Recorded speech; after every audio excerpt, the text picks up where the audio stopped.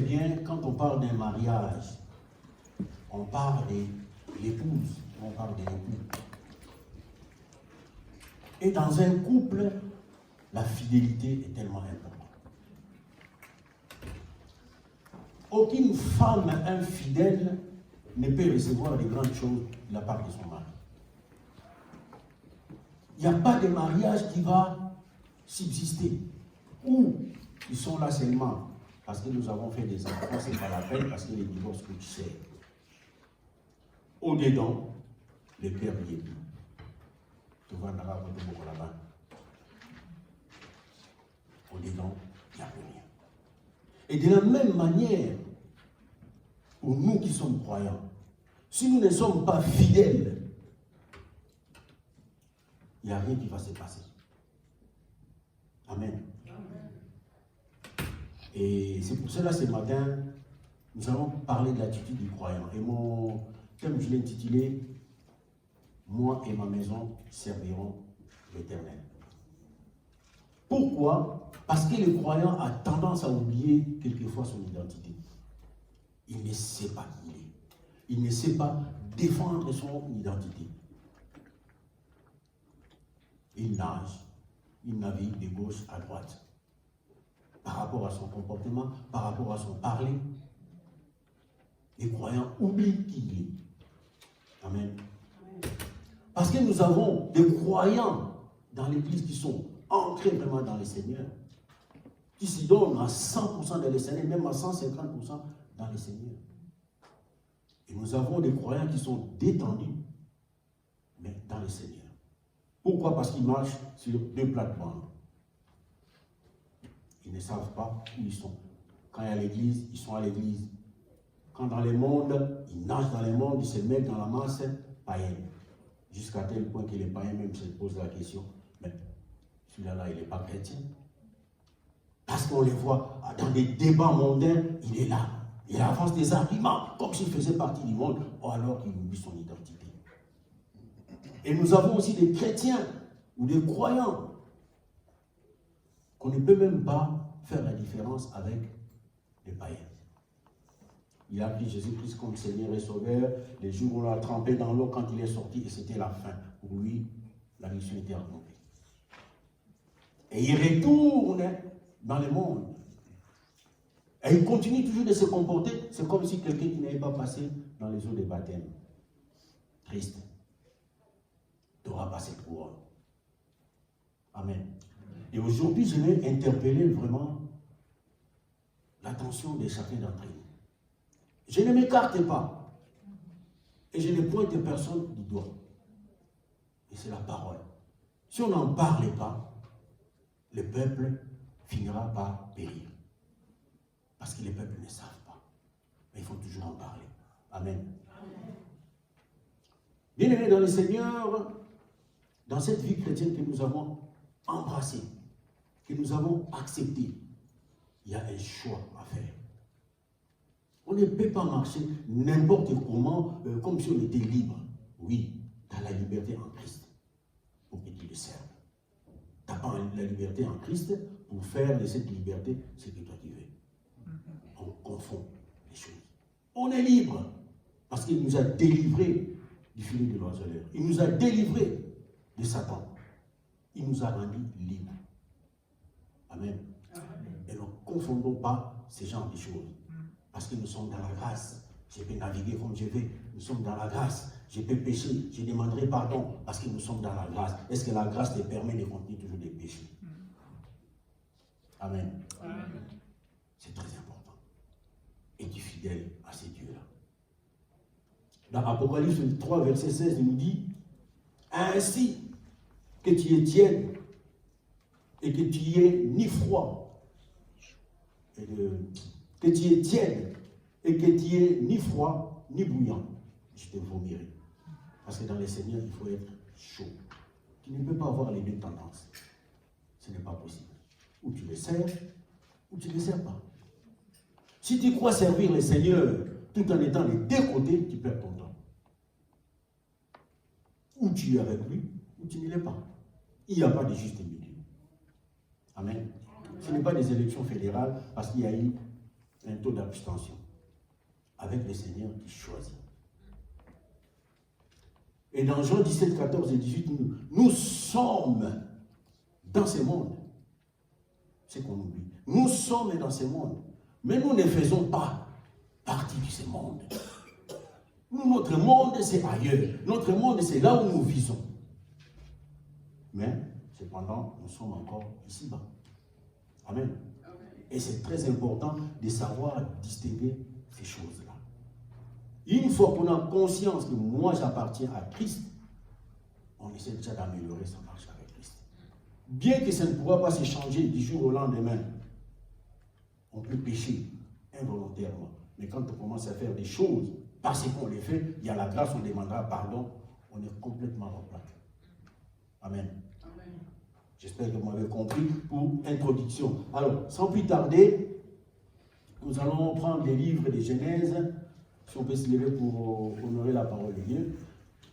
Notre lecture se fera dans les livres de Genèse, chapitre 6, du verset 5 à 12. Genèse 6, du verset 5 à 12.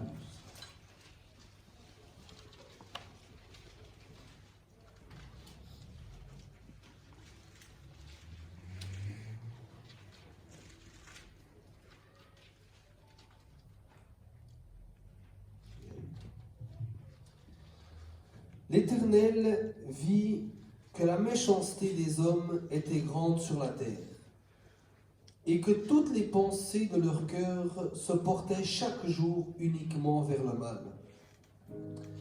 L'Éternel se répandit d'avoir fait l'homme sur la terre, et il fut affligé en son cœur. Et l'Éternel dit, « J'exterminerai de la face de la terre l'homme que j'ai créé, depuis l'homme jusqu'au bétail, aux reptiles et aux oiseaux du ciel, car je me répands de les avoir faits. » Mais Noé trouva grâce aux yeux de l'Éternel. Voici la postérité de Noé. Noé était un homme juste et intègre dans son temps. Noé marchait avec Dieu. Noé engendra 3 fils, Sem, Cham et Japhet. Allons-y encore dans Matthieu 24, 12, 13. Matthieu 24, 12 à 13.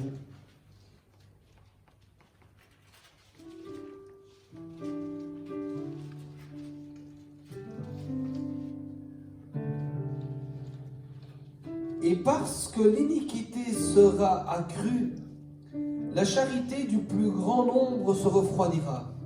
Amen. Amen. On va prendre place. Vous voyez, je pense qu'il n'y a pas longtemps, on avait parlé de Noé. Nous connaissons tous cette histoire de Noé, qui était un homme juste et intègre. Et sa façon de marcher avait plu à Dieu, qu'il a obtenu grâce à Dieu. Pourquoi? Déjà, si on va dans le verset 5, si je ne me trompe pas, on nous parle de ces gens-là dessus. On nous parle des serpents qui a trompé Ève. Mais quand l'Éternel avait posé la question, le serpent, il a été maudit. Dieu a dit, et quand Ève a dit, c'est le serpent qui m'a parlé de ça. Et Dieu avait prononcé des mots contre le malin.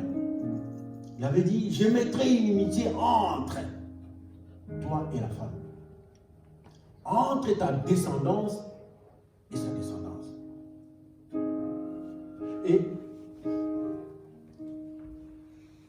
ta femme, la femme t'écrasera la tête et tu lui mordras les talons. Mais on voit bien que le Seigneur, le diable, quand ce mot-là a été prononcé, les diables ne savaient pas quelle était la descendance qui lui écraserait la tête. Ils ne savaient pas. Parce qu'ils ne pouvaient pas savoir les pensées de Dieu. Mais on t'écrasera la tête. Mais qui? Il ne sait pas. Quelle génération? Il ne sait pas. pour mettre à néant le plan de Dieu, qu'est-ce qu'il a fait? Il a pollué la race humaine. Il a corrompu le sang de la race humaine.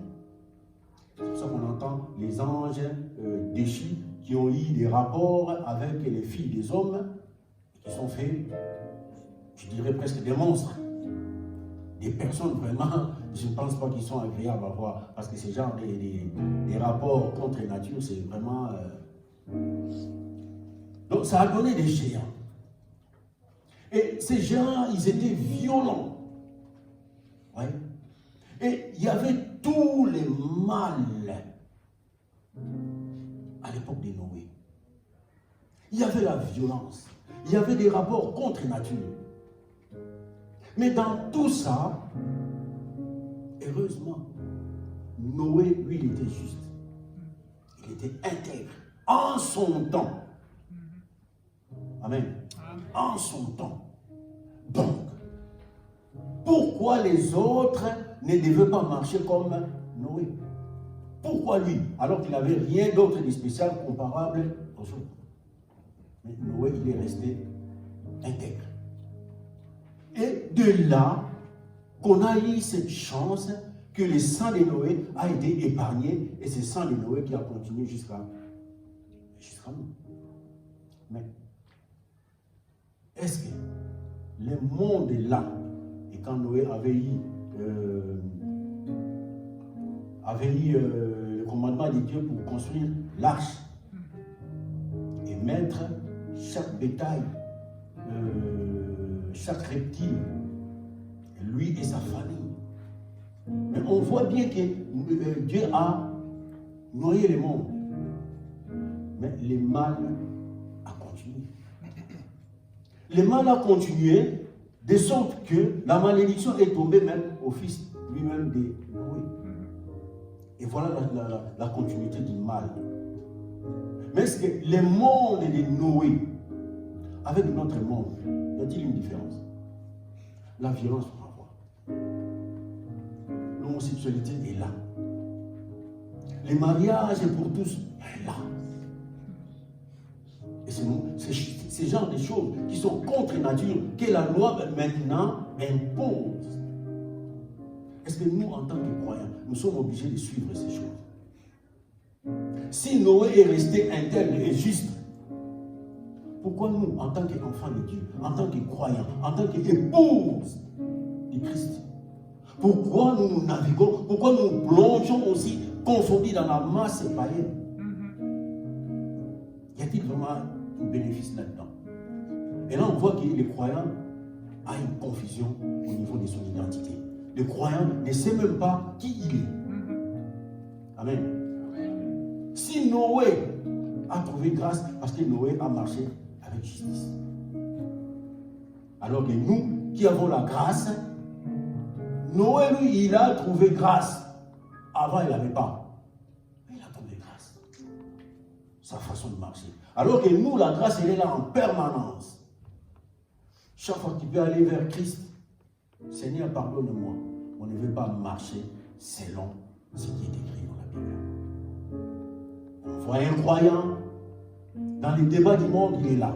On voit un croyant qui s'exhibe les habits, il est là. On voit un croyant, sa façon de parler, on ne sait même pas, parce qu'il attend que le monde lui applaudisse. Et si le monde t'applaudit, tu reçois quoi en échange? Rien du tout. Tu seras confondu. Amen. Amen. Ainsi, l'ennemi pensait détruire les plans de Dieu en ayant les pensées de corrompre toute la race humaine. Mais l'Éternel ne pouvait pas rester insensé. Là où il y a des cris, là où la violence qui commence à monter, l'Éternel n'est pas resté insensé. C'est pour ça qu'il a provoqué les déluges.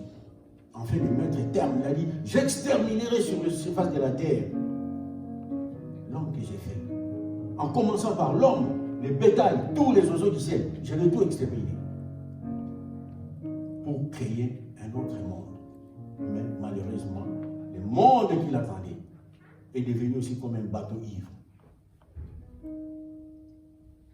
Et nous naviguons comme n'importe quel païen. Alors qu'au-dedans de nous, nous savons que nous avons accepté Christ comme Seigneur et Sauveur. Et dans le verset 7, c'est pour ça qu'il dit, j'exterminerai de la face de la terre l'homme que j'ai créé, depuis l'homme jusqu'au bétail et jusqu'aux oiseaux du ciel. Parce que le mal a monté. N'est-ce pas ce que nous vivons maintenant? Et ce que nous vivons maintenant, ça n'a pas déjà atteint le ciel. Et le Seigneur ne tardera pas de venir parce qu'il y aura une intervention. Et aujourd'hui, j'aimerais que chaque chrétien, chacun d'entre nous, engage sa conscience dans ce qui sort aujourd'hui. Personne ne connaît ni l'heure ni le jour. Mais on s'approche. Tous les signes sont là. Tout ce qui a été écrit dans la Bible, ça se manifeste. Donc, les temps approchent. Ça peut être cet après-midi. Et dommage, on est à l'hiver, ça va être dur. S'il faut dormir dehors, ça va être dur. Amen. Et si nous allons encore, on nous dit, dans la même situation, on nous parle de Lot. Lot, lui qui a vécu dans Sodome et Gomorrhe. Et cette ville-là n'aimait pas les étrangers. Et l'autre, lui, il était étranger. Cette ville-là, on nous parle de l'abomination. C'est encore pire. Toutes les mauvaises choses étaient là. La corruption, la haine des étrangers. Parce qu'il faut faire attention à Sodome. Si on peut choper seulement un étranger, je lis dans un livre que j'ai à la maison, une fille qui a été attrapée avec une viande, je n'avais pas bien compris. Mais qu'est-ce qu'ils ont fait? Ils l'ont déshabillée. Ils ont appliqué sur elle du miel. Et ils l'ont exposé sur les toits. Et c'est quoi la suite? Les abeilles. Les abeilles qui vont commencer à te dévorer, mettant les mains et les jambes liées. Comment vas-tu te défendre? Voilà cette haine. Amen. Les mal ou les péchés étaient tellement énormes. La méchanceté était si grave à tel point que Dieu a décidé de descendre lui-même pour voir ce qui entend de la bouche des hommes, des témoins, si cela est vraiment vrai. Et quand Dieu décide déjà de, je vais descendre moi-même pour vérifier, donc cela veut dire que c'était vraiment grave. Ça avait déjà atteint les plafonds. Et ça a commencé à embêter le Seigneur dans son repos. Non, je ne peux pas rester insensé là où il y a des cris. Que je m'arrête là à regarder. Là où il y a mon peuple qui crie. Là où il y a les justes qui crient. Parce qu'ils sont entourés des gens violents. Ils sont entourés des gens méprisables. Amen.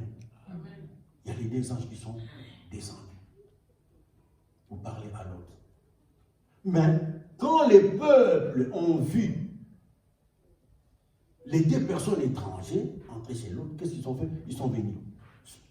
Sors-nous ces gens-là, ces deux personnes que toi tu as accueillies chez toi.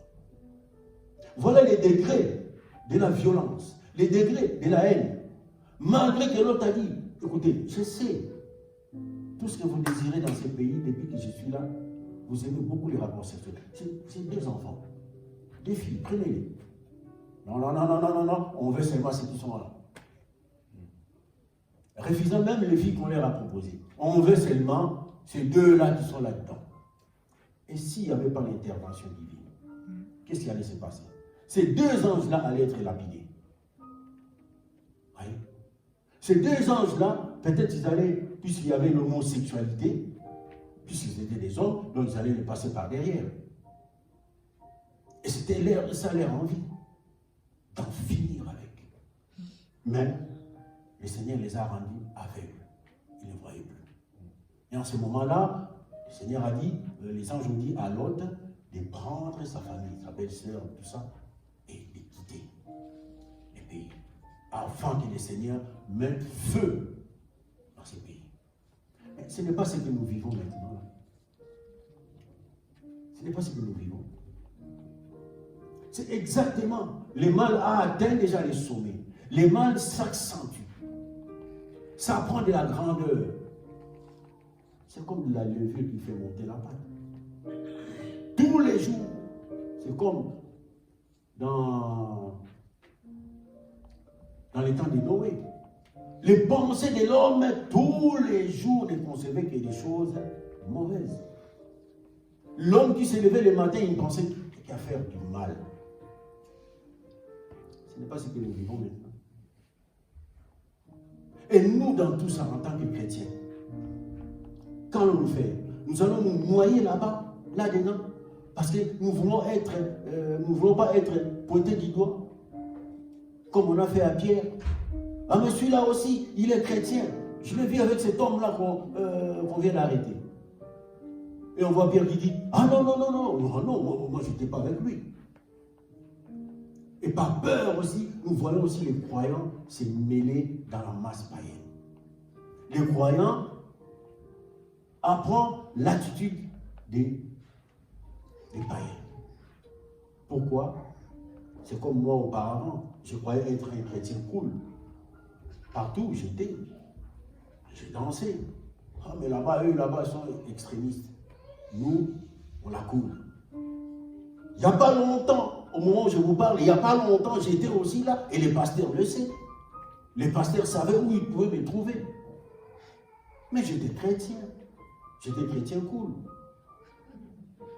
Mais ceux qui disaient avant, Adrien, il est bien, lui, il est toujours avec nous, c'est pas comme les autres.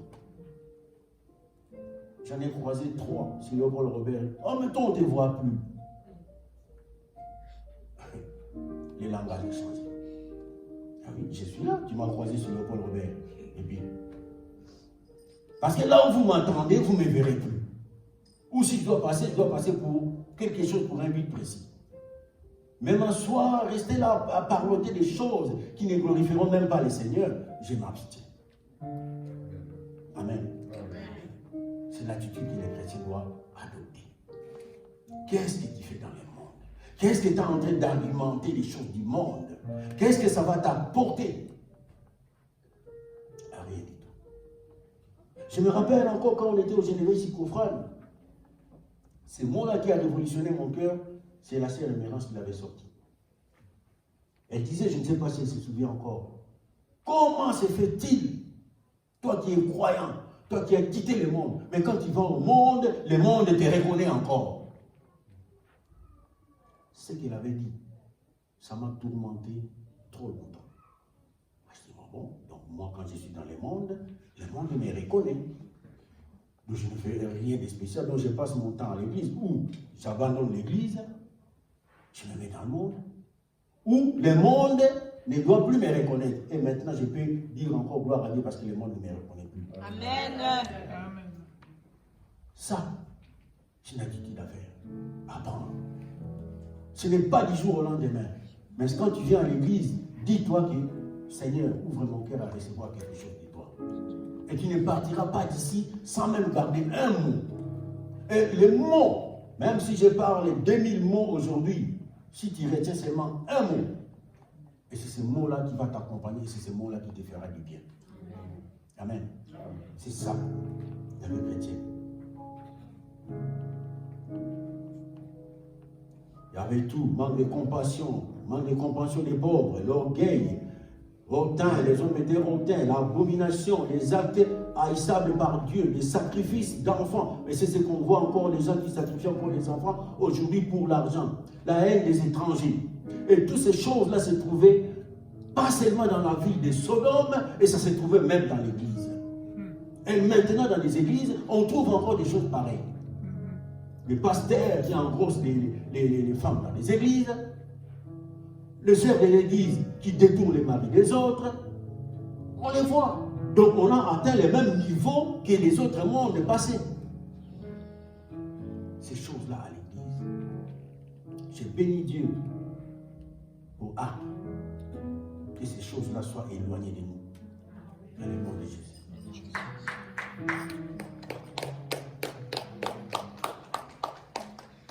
Les cris ont monté jusqu'au Seigneur. Et Dieu a préparé les châtiments qui devraient suivre par la suite. Par ce genre de choses. Nous voyons 2 Pierre 2, de 4 à 9. 2 Pierre 2, de 4 à 9. Là, on va voir comment l'apôtre Pierre a commenté sur ces choses-là.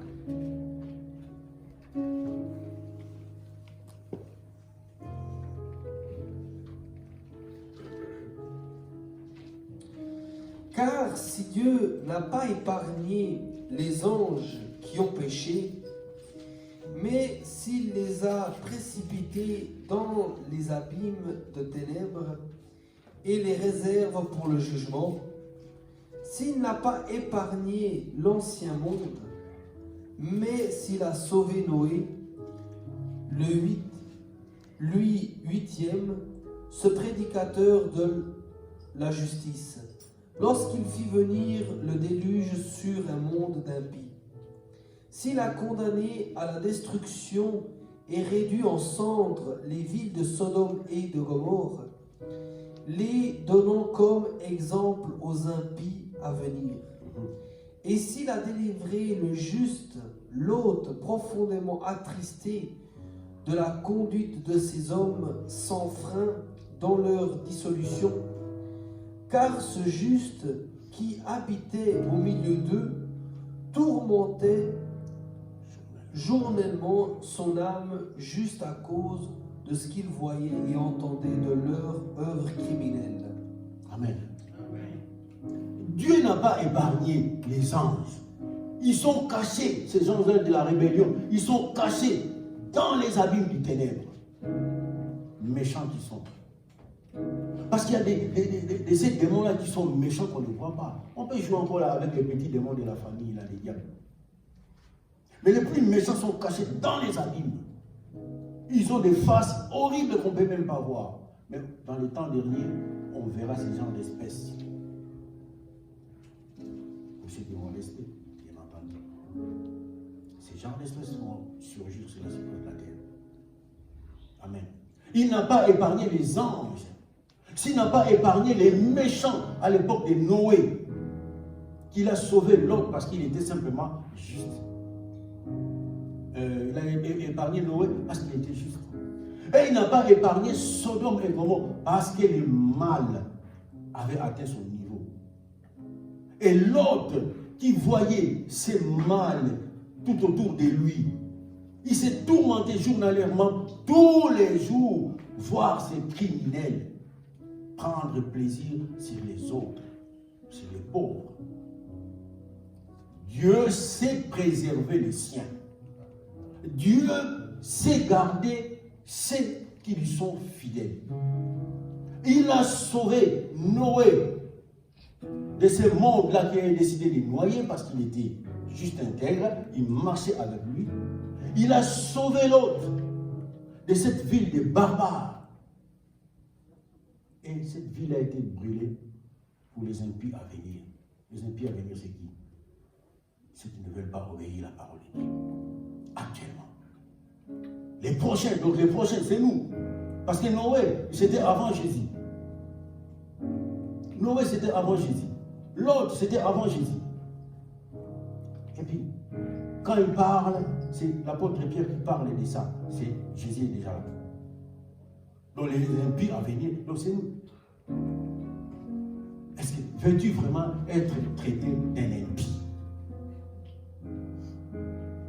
Veux-tu vraiment ramasser la punition divine? Amen. Je recommence. S'il a délivré les justes et l'autre est profondément attristé de la conduite de ces hommes sans frein dans leur dissolution. Car c'est juste qui habitait au milieu d'eux, tourmentait journalièrement son âme jusqu'à cause de ce qu'il voyait et qu'il entendait de ses œuvres criminelles. Malgré tout ça, malgré les intimidations, malgré les tentations, l'autre a résisté. Il ne s'est pas noyé dans ces genres de violence. Et pourquoi toi, Parce que quelqu'un a payé déjà un grand prix à la croix pour que tu sois sauvé. Pourquoi toi, tu veux encore servir le monde? Pourquoi toi, tu attends encore l'applaudissement de la part du monde? Alors, sachant très bien qu'il y a un qui a payé un prix pour vous. Pourquoi ne pas le servir? Parce qu'il t'a arraché là où tu souffrais, là où tu poussais des cris. Il t'a arraché de sa main. Mais toi, à ton tour, tu veux y retourner. Prêter allégeance à celui qui te maltraite. Où allons-nous? Ah, bien. Si tel est le cas, nous devons faire un choix. Pourquoi passer son temps à l'église alors qu'en ce moment, tu devrais, je ne sais pas moi, faire la grâce matinée parce que tu avais dansé toute la nuit? Faire ta grâce matinée, dormir jusqu'à 11h. Pourquoi tu viens passer ton temps ici? Ou chauffer les bancs? Il y a déjà des chauffages à côté. Amen.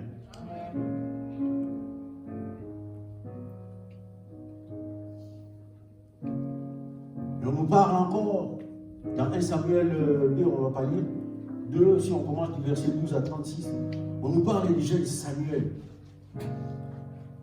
Lui qui était entouré des choses mauvaises qu'il voyait des enfants d'Élie. Ophni et Phiné. On nous dit que ces enfants-là se comportaient vraiment très très mal dans l'église. Samuel, lui qui était aspirant à la sacrificature, mais il voyait des choses mauvaises de ces gens-là qui étaient avant lui. Ces gens-là qui prenaient les viandes destinées pour les sacrifices, ils les mangeaient. Ils choisissaient déjà des gros morceaux. Et puis, attendez, oh. Et ils les mangeaient. Il y en a un qui avait une fourche avec 3 dents. Et il piquait dans la viande, il choisissait déjà les gros morceaux, il piquait dans la viande, et lui-même, il mettait au feu. C'est des viandes qui étaient pour les sacrifices. Et il mangeait. Il nous parle encore qu'il couchait avec les femmes dans l'attente d'assignation. Oh là là, quand on n'a pas de retenue, n'avons-nous pas ces gens de serviteurs dans les églises?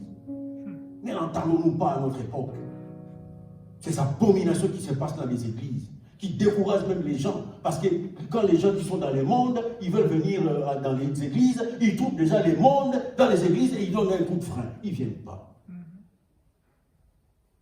On rendra compte de toutes ces choses-là. On rendra compte. Quand on commence à trouver le monde dans l'église, c'est triste. On a meilleur temps de tout fermer et faisons nos fiestas. Parce que la fin, nous connaissons déjà la fin. Qu'est-ce sera la fin? Amen. Mais le jeune Samuel, lui, il est resté fidèle à ses dieux. Il est resté fidèle. Pas influencé par ce genre de comportement. Ça sera encore d'autres personnes. Ah, comment? Moi, j'aime bien les femmes de grande taille. Comment vous faites pour les avoir, toutes ces femmes-là? Oh, petit, viens, on va te montrer comment. Et on voit Samuel partir. Et Samuel regardait tout ça, il disait, je ne me mêlerai pas de toutes ces choses-là. Et Samuel grandissait. Et il a plu au Seigneur et il a plu aussi aux hommes. Et les enfants d'Élie. Élie qui dit, j'entends beaucoup des rumeurs vous concernant. Les gens m'amènent toujours des rapports. Mais si vous avez affaire à moi, je peux encore vous pardonner. Vous avez affaire à quelqu'un du monde, on va vous pardonner. Mais si vous avez affaire à Dieu, qui vous défendra? Ce que vous faites là n'est pas bon. Heureusement, Samuel est resté toujours et il a été élevé au rang. Pendant que les fils d'Élie,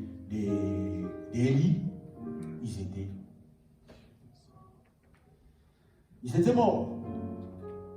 Au bon milieu de tout ça, Samuel resta toujours avec sa droiture. Le verset 26 nous dit, les jeunes Samuel continuaient à grandir et il était agréable à l'Éternel et aux hommes. Toujours en rapport avec la fidélité. Dans 1 Roi 19 au verset 9 à 10, on nous parle aussi d'Élie. La rencontre de Akab avec Élie. Et Élie, Akab dit même, c'est toi qui mènes la révolution au peuple d'Israël. Mais ce n'est pas moi. C'est toi qui t'es rallié avec Baal. Mais ce n'est pas moi. Akab lui dit, amène tous les Israélites sur les monts Carmel. Et on va prendre aussi les 450 prophètes de Baal et les 400 autres d'Astarté pour voir maintenant qui va gagner. Amen. Mais Élie, par rapport à ses exploits, quand Élie a eu la victoire face à ça, on nous dit que Jézabel était fâchée. Et Élie, il a foutu le camp, il est parti, il s'est caché dans une caverne. Et le Dieu qui lui dit, mais qu'est-ce que tu fais là? J'ai déployé mon zèle pour l'Éternel. Et voici maintenant, on me cherche à me tuer. Il était là étalé, prends-moi Seigneur, je ne suis pas meilleur que mes pères. Donc voilà. Je croyais être, mais je ne le suis pas. Prends-moi seulement, ma vie est foutue. J'aimerais que tu me prennes maintenant, que je tombe sur le mec de Jézabel. Il a cherché la mort, mais la mort n'est pas venue. Mais il a vu Dieu qui lui parle. Amen. Il sait toujours protéger les siens, ce Dieu-là. Et il est merveilleux. Dans tes tourments, fais confiance à ce Dieu-là. Amen. Et Élie est reparti. Voyez. Et dans l'autre verset, il dit, je me sens seul, je suis seul. Ils ont tué tous les prophètes. Et je suis resté seul. Ton peuple a tout détruit, ils ont renversé l'autel. Ils ont tué tous les prophètes, je suis resté seul. Et quand on croit rester seul, tu ne peux pas rester seul parce que le Seigneur est avec toi. Quand tu crois être seul, mais tu n'es pas seul parce que lui, il veille sur toi. Et quand Élie pensait être seul, le Seigneur lui dit, t'inquiète pas petit, j'ai gardé en Israël 7000. 7000 que j'ai gardés, qui n'ont jamais fléchi genou devant Baal. Ils ont préservé leur race, que leurs bouches n'ont jamais baisé la main de Baal. Mais est-ce que toi, dans les tourments, tu vas y arriver? Es-tu parmi les 7000 que Dieu a préservés, qui n'ont jamais fléchi genou? Ce n'était pas arrivé de fléchir genou devant. Ce n'était pas arrivé de prêter allégeance à l'ennemi. Et Dieu dit, j'en ai gardé 7000 petits. Élie ne croit pas être seul. 7000 qui ont obéi à ma loi. 7000 qui n'ont pas fléchi leurs genoux devant l'ennemi. Vas-tu supporter quand il y aura? Parce que vouloir ou pas, l'antichrist est déjà là. La persécution a déjà commencé. Si nous ne le voyons pas, dans les autres pays, ils sont en train de passer dans la persécution. Mais cela ne va pas s'arrêter seulement dans ces pays-là. Mais ça va venir encore jusqu'à une fois. Un jour, ça viendra. Amen. Les enfants d'Israël ont abandonné leur alliance et ils ont renversé les autels des sacrifices dans le but de tuer tout ce qui s'est attaché à Dieu. Car pour eux, ils sont inutiles, vieux, périmés, et en commençant par faire du mal à ceux qui sont restés fidèles, tués par l'épée tous les prophètes. Quand le monde va t'obliger à faire des choses qui est contraire à la parole que tu obéis, fléchiras-tu genou. La persécution est là. Quant à Élie, la seule différence était qu'il ne voulait pas fléchir le genou devant Baal. Mais est-ce que nous, parce qu'un jour viendra où il y aura un couple d'homosexuels qui viendront ici. Et la loi a déjà adopté qu'il faut marier les homosexuels. Vous avez entendu les mariages pour tous. Deux personnes de même sexe ils se marient déjà.